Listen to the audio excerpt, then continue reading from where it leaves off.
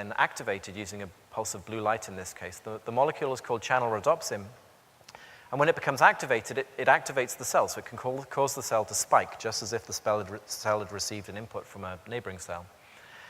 And this technology has been shown in mice, and it was, this channel rhodopsin gene is originally, I think, an algal gene, and now it's been embedded in mice. And people have been, for a little while, showing that you can control mice by using this channel rhodopsin gene to drive motor cortex.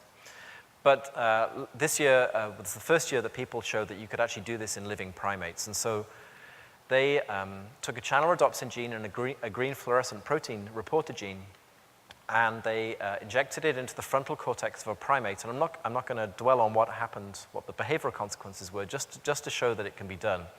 So this is the delivery mechanism in the second row on the left. On the right, you're seeing the reporters, the fact that this gene is being expressed in frontal cortex in a primate.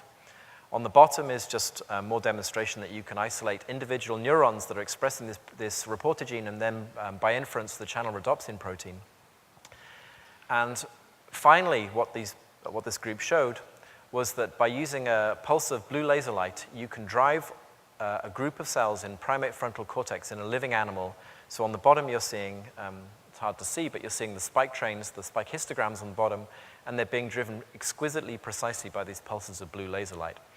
And this represents a way of targeting very precisely defined neuronal populations in living animals, and then just driving them with an optical source. And it's, I think it's just going to change the whole way that we do both. So the two-photon take is changing the way that we do recording from cells, and this is going to totally change the way that we drive cells, that we activate cell populations.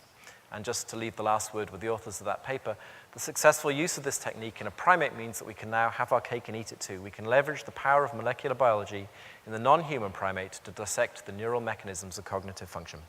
Thank you.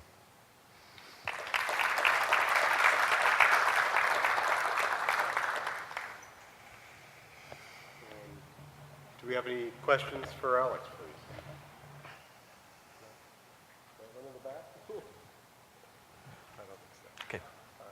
Yeah. So, so normally ganglion cells report a centered surround type receptor field structure to the brain, and now they're just going to be reporting a light intensity. How is that going to? What's the thoughts on how that will influence the therapy? Chris pointed out that ganglion cells often report a spatial center surround receptive field, so they're turned on by something in the center and off by something in the surround. And normally that allows you to see things, objects and dots and lines. And if you're just driving the whole cell, it's not quite clear how that translates into vision. And you can't ask a mouse those kind of questions, but it shouldn't, you know, in theory, what you're doing is you're going to see a low resolution image. And it's not quite true that all ganglion cells report spatial center surround structure. Many of them report chromatic structure. They use that center surround organization to report color.